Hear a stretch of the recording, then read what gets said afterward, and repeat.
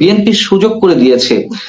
BNP যদি সুযোগ করে দিয়েই থাকে, এবং আপনি আমার এই প্রশ্নের উত্তর খানিকটা এর মধ্যে দিয়ে দিয়েছেন, তারপরে আমি একটু সরাসরি জানতে চাই, বিএনপি কি আসলে কোন বিশেষ দুর্বলতার জায়গা থেকে এই আপোষকামিতায় পৌঁছাচ্ছে? এই যে শো কজের জায়গা, এটা তাদের অভ্যন্তরীণ বিষয়, আমি আবারও স্বীকার করে নিচ্ছি আপনার সাথে সাথে। কিন্তু এই সুযোগটা দিচ্ছে কেন? তাদের কোনো বিশেষ দুর্বলতা রয়েছে?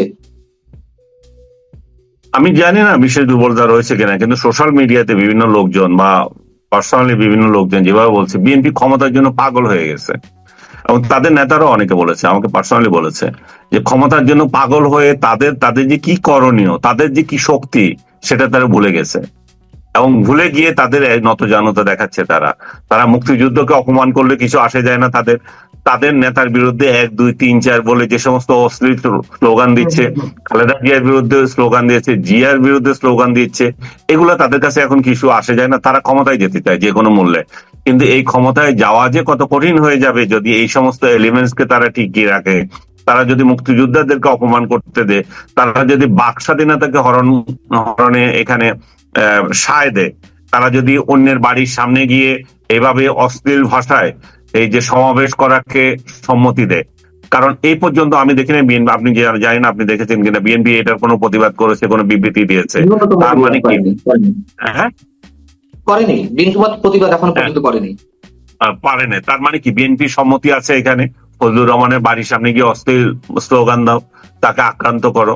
তো বিএনপি যদি এই রাজনীতিকে বেছে নেয়, তা সামনের দিনে মুক্তিযুদ্ধের সপক্ষের কোন শক্তি তাকে সমর্থন কিভাবে রাখবে, আমি নিজে উদ্বিগ্ন। তাহলে কি সবগুলোই রাজাকার বনাম রাজাকার ইলেকশন হবে? তাহলে এখানে মুক্তিযুদ্ধের সপক্ষের লোকজন ভোট দেওয়ার জন্য কোনো প্রার্থী তো খুঁজে পাবে না।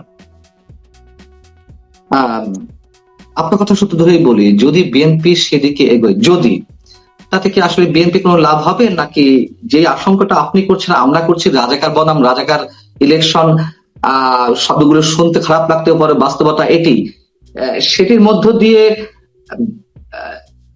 যে বিশেষ উগ্র সাম্প্রদায়িক মৌলবাদী গোষ্ঠীর উত্থান আরো বেশি সহজ হবে, তাতে করে বিএনপির অস্তিত্ব সংকটের মুখে পড়বে কিনা?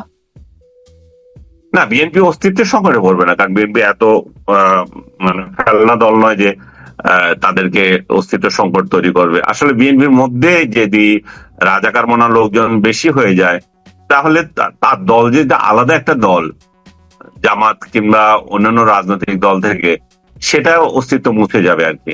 তখন তারা বড় গলায় বলতে পারবে না যে আমরা একটা মুক্তিযুদ্ধের সপক্ষের দল। তখন তারা এটা বলতে পারবে না যে আমরা এনআরকিকে সমর্থন করি না, আমরা আমরা বাক স্বাধীনতায় বিশ্বাস করি, আমরা মানবতায় বিশ্বাস করি, আমরা গণতন্ত্রে বিশ্বাস করি। এগুলো তখন তারা বড় গলায় কিছু বলতে পারবে না। তাহলে তাদের সাথে অন্যদের অন্যদের কোনো মানে পার্থক্য থাকে না। আর তারা যে সংগ্রামে অংশ নিয়েছিল, শেখ হাসিনা সরকারকে হটিয়েছিল, এই হটানোর কোনো তখন আর অর্থ খুঁজে পাবে না। কারণ জনগণ মনে করবে যে তোমাদের থেকে তাহলে তারা কোন অংশে খারাপ ছিল, তাদের কোন কোন গুণ তোমার থেকে কম ছিল? একই তো, তোমরা একই গুণের অধিকারী। আজকে আমি আপনাকে এটা বলতেছি যে আমার একটা স্টুডেন্ট, যে ঝিনাইদহের কালী কি জানি একটা জায়গা আছে না, শোভন সাহা, আমার ইউনিভার্সিটি স্টুডেন্ট, সে, তার বাবা সুনীল সাহা, এই দুইজন তারা ওই যে ভুসির ব্যবসা করে, এবং তারা দীর্ঘদিন থেকে তাদের বাজারে ব্যবসা করে আসছে। আজকে আমি কালের কণ্ঠে একটা নিউজ দেখলাম যে তাদের দোকানে হামলা করেছে চাঁদার জন্য, এবং এবং তাদের পিক আপ ভ্যান ছিল, পিক আপ ভ্যান আলার কাছে চাঁদা চেয়েছে, তারা দেনেই। শোভন সাহার সাথে তর্ক হয়েছে, শোভন তাদের প্রিভেন্ট করেছে এবং তারা চলে গেছে। এরপরে এসে তারা হাতুড়ি নিয়ে এসে শোভন সাহাকে ইচ্ছা দফে মেরেছে। তারপর তাকে সেভ করতে গেছে, তার বাবাকে মেরেছে। মজার ব্যাপার হচ্ছে যে, মজার ব্যাপার নয়, অনেক দুঃখের ব্যাপার হচ্ছে, ওরা কিন্তু মানে এরা হিন্দু, কিন্তু এরা দীর্ঘদিন থেকে বিএনপির রাজনীতি করে আসছে। ওখানে বেল্টু নামে একজন নেতা আছে, ওই বেল্টুর অনুসারী ছিল তারা। বেল্টু সাহেব বোধহয় মারা গেছেন। বেল্টু, হ্যাঁ, ওইখানে আরেকজন বিএনপির আওয়ামী লীগের যে নেতা ছিল, যে কলকাতায় যে তাকে টুকরো টুকরো করে ফেলছে, ওই এলাকাটা। তো আপনি দেখেন যে বিএনপি করেও বিএনপির লোকেরা ব্যবসায়ী বলে বিএনপি চাঁদাবাজদের থেকে রক্ষা পাচ্ছে না। তো শোভন সাহা, তার বাবা সুনীল সাহা, আমি আমার ব্যক্তিগতভাবে আমার পরিচিত, সুনীল সাহেবের সাথে আমার কথা হয়।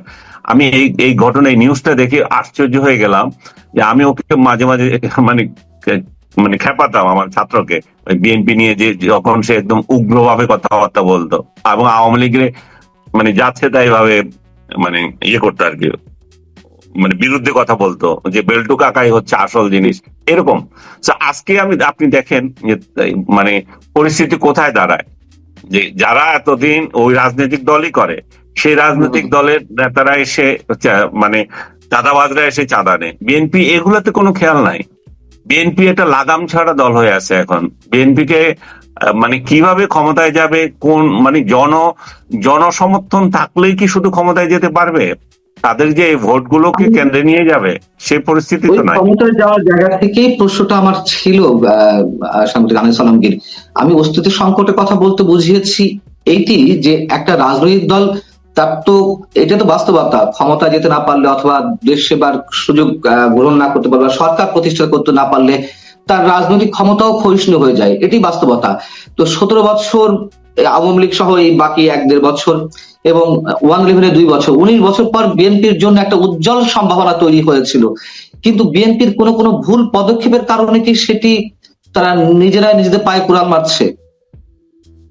মারছে তো অবশ্যই, কারণ মুক্তিযুদ্ধের সপক্ষের একটা বড় দল আওয়ামী লীগকে যখন রাজনৈতিক অঙ্গন থেকে বিতাড়িত করে দেওয়া হলো 5 আগস্টের মধ্য দিয়ে, বিএনপির তো উচিত ছিল এখানে এমন পলিসি নেওয়া যাতে মধ্যপন্থা যে সমস্ত লোকজন আছে, যারা স্বাধীনতাকে সমর্থন করে, যারা মুক্তিযুদ্ধকে সমর্থন করে এবং সেই প্রশ্নে যারা আওয়ামী লীগকে ভোট দেয়, আওয়ামী লীগ নাই তো এই ভোটগুলো যাতে তাদের পক্ষে থাকে, তারা তো সেই পদক্ষেপ নিয়ে নেয়। তারা তো প্রথমে বলেছে আমরা আওয়ামী লীগকে ব্যান করা চাই না, পরে তারাই আবার ব্যান করার পর খুশিতে আটকারা হয়েছে। আমরাই প্রথম বলেছিলাম ব্যান করতে, এবং মানে এবং তারাই বলেছিল যে আমরা একটা ইনক্লুসিভ ইলেকশন চাই। তারাই এখন আবার বলতেছে ইনক্লুসিভ ইলেকশন দরকার না, আওয়ামী লীগকে ছাড়াই ইলেকশন। তো বিএনপির আসলে রাজনৈতিক পদক্ষেপে বারবার ভুল হচ্ছে। এই ভুলের কারণে তারা নিউট্রাল, নিরপেক্ষ কিছু লোক যারা ভোট দেওয়ার জন্য রাজনৈতিক দলের যেগুলোকে ইলেকশনের আগে চয়েস করে, যে কারা ভালো করছে, কারা কারা ভালো করবে, কারা পলিসিগত ঠিক করবে, তাদের ভোটগুলো হারাবে। তারা হয়তো ইলেকশন ভোট দিতে যাবে না, নতুবা তারা বিরত থাকবে, এবং এই ভোটগুলো বিএনপির পক্ষে যাওয়ার কথা ছিল। বিএনপি সেটা থেকে মানে ভোট তো পাবেই না, বরং কিছু শত্রু তৈরি করছে, এবং এরাই এখন আবার আওয়ামী লীগের জন্য জিকির করবে, বলবে যে আওয়ামী লীগ ছাড়া তো এদেশে স্বাধীনতা, সার্বভৌমত্ব এবং এই যে বঙ্গবন্ধু, এদেরকে এদেরকে ইয়ে করার জন্য, প্রটেক্ট করার জন্য কেউ নাই। সো এই পরিস্থিতিতে বিএনপির তো অবশ্যই ভুল, নেতৃত্বে ভুল, আমি অবশ্যই বলবো।